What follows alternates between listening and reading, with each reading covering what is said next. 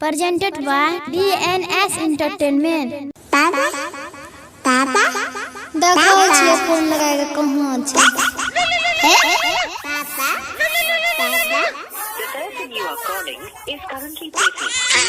ए युवा छोड़ा हमरा भर दिन दिमाग खराब कर दैए। चुपा चुपा रे नुनु चुपा पापा फोन लगबै छिया। हां ना पापा हाँ हेलो। हां हेलो कते रहे छी मोबाइल छोड़ के यो हमर दिमाग खराब कर देलकै। अरे बरगाई बा मैं काम पर ये बोल न की बात छै।